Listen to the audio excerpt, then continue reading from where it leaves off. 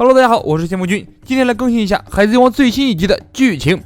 赤鞘九侠经过千难险阻，来到约定的港口，却发现港口波涛汹涌，一艘船都没有，这到底是怎么回事？眼看大战将至，众人都崩溃了。黑炭大蛇在自己的寝宫发出得意的笑声。在决战的前一天，大蛇早已经派人来到了武士们藏船的地方，将包括桑尼号在内的所有船都破坏掉了。看来武士群里一定有卧底，有人出卖了赤鞘九侠的行踪。大蛇不仅派人破坏了港口的船，还有人将岛上的所有桥梁也一并摧毁。这样一来，去往长云港的所有道路都被封锁，武士们无法到达鬼之岛了。赤鞘九侠的武士们决定手动划着小船前往鬼之岛。桃之助一边哭一边阻止他们，警卫们低着头沉默不语。决战之夜对武士们来说极为重要，他们一定要打败凯多，给玉田报仇。玉田直到死都坚信和之国必将开国，所有的一切都会好起来。赤鞘九侠正是为此聚集此地，不管有多少千难万险，他们都要让和之国重新开国，完成玉田的遗愿。41年前，和之国还是一个充满生机、处处祥和的地方。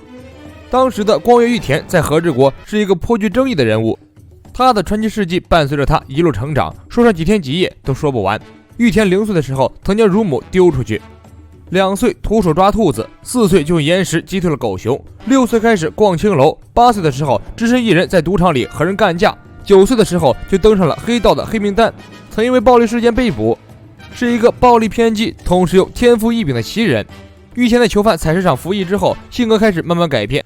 14岁的玉田看到人民饱受干旱之苦，于是修改了河道，让河水流进渡城灌溉，但是却失手造成水灾，再次被通缉逮捕。玉田借此机会准备非法出海，结果又遭遇海浪。15岁的玉田隐居山林，却在寺庙里建立了自己的后宫，带着一群女人们夜夜笙歌。放浪的玉田惹来城里许多人的仇恨，大家群起攻之。但是玉田好斗又能打，几乎是战无不胜，无论多少人都不是他的对手。因为玉田放荡不羁，做事风格与他人格格不入，和之国很多人都将他视为恶魔，极为讨厌。而一部分人则把玉田当作偶像，死心塌地的崇拜。玉田一直有个愿望，就是离开和之国，乘船出海，看一看这个广阔的世界。玉田的父亲和之国将军光月寿喜烧看到自己的儿子这般无可救药的样子，十分失望，决定和玉田断绝父子关系。当寿喜烧宣布这个消息时，玉田正在一个友人的葬礼上，用友人的尸骨煮关东煮。虽然在旁人看来这种行为十分恶劣且不正常，但这正是玉田自己用来给友人送行的方式。下次一起吃饭一起喝酒，只能在另一个世界了。当时的警卫们仅仅是花之都的一个小混混，游手好闲，喜欢赌博，经常从鹤女借钱花，或者直接到店里偷钱。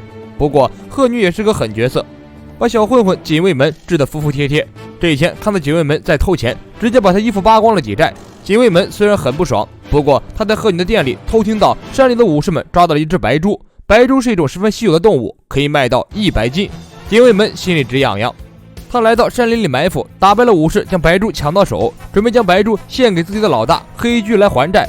但是黑帮的人根本不相信警卫们的话，一看到警卫们就对他围追堵截。花之都著名的黑帮大哥豹五郎知道警卫们这个人，因为警卫们总是偷他的钱，豹五郎知道警卫们身手不一般，告诉手下不要和警卫们单挑，要一起将他抓住。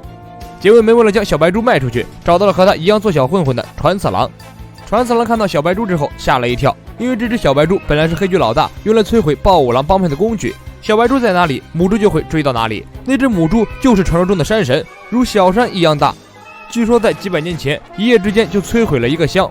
同一时刻，山神巨型白猪已经冲到了花之都，如同一个战车一样将街道和房屋全部撞毁，所到之处一片狼藉。